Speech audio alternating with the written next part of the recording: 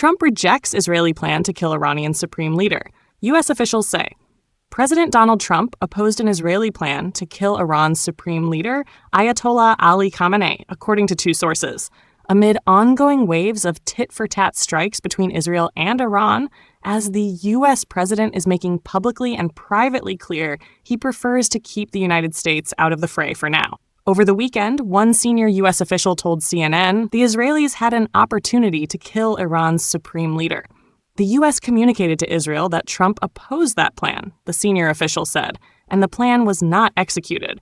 Trump is eager to de-escalate, wary of becoming bogged in another Middle East war, and highly attuned to the changing politics of his party. Israeli Prime Minister Benjamin Netanyahu said Sunday morning that there are so many false reports of conversations that never happened, and I'm not going to get into that, when asked about reports of the plan by Fox News' Bret Baier on Special Report.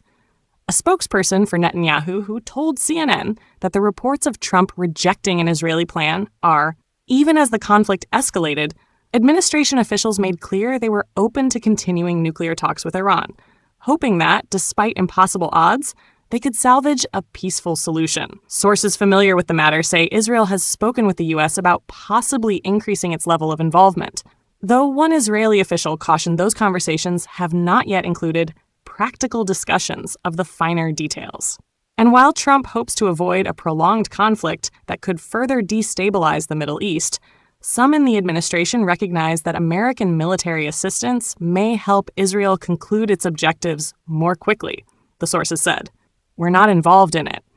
It's possible we could get involved, but we are not at this moment involved, Trump told ABC News on Sunday morning. The competing interests have created a complicated dynamic for a president eager to make good on his pledge to bring peace to the world's troubled regions.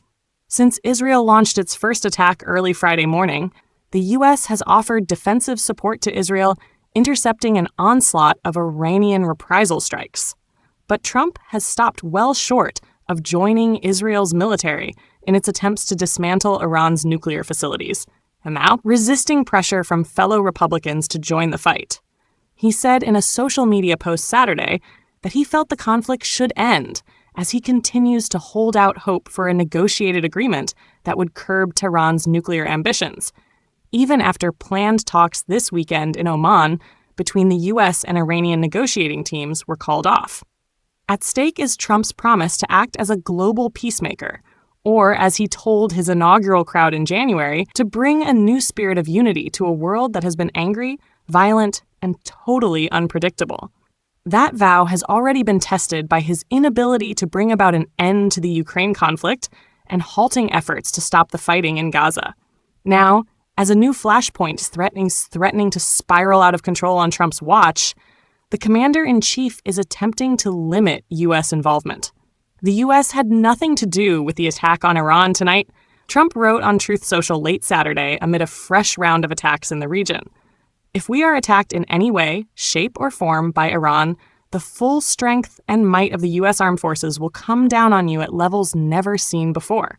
However, we can easily get a deal done between Iran and Israel and end this bloody conflict. The Post sent the message that Trump's line for getting more directly involved in Israel's assaults would be an attack on American facilities or personnel in the region. Short of that, the U.S.'s role in the conflict so far has largely been defensive.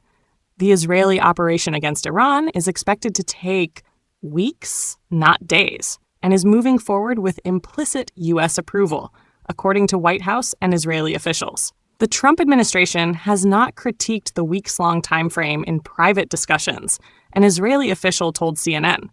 A White House official said the administration was aware and implicitly supportive of Israel's plans. When asked about how long the conflict could continue, the official said it depended on Iran's response. The Trump administration firmly believes this can be solved by continuing negotiations with the U.S., the official said, adding that the U.S. was not going to direct Israel to do anything but defend itself. American military planners have long had prepared options for joint U.S.-Israeli actions against Iranian facilities should a U.S. president ultimately decide to try taking out Iran's nuclear facilities, some of which are buried deep underground. There is little to indicate Trump has come close to approving such options, however, and according to an Israeli official, the possibility of offensive U.S. support for Israel's strikes inside Iran had not been discussed on a practical basis. "We are not there on a practical basis," the Israeli official said. If at some point the United States decides to take an offensive role, I don't think we'll be in a position to try and talk them out of it. But that's not our ask, the official said, adding that such a move would be a sovereign decision of the U.S. The official explained that the endgame is to make sure that Iran is no longer an existential threat to Israel with both its nuclear and ballistic missiles program. If it's done in conjunction with allies, fine. But if it's not done in conjunction with allies, we have to do it ourselves, the official said. Inside the White House, there continues to be heavy skepticism about getting involved in the conflict further.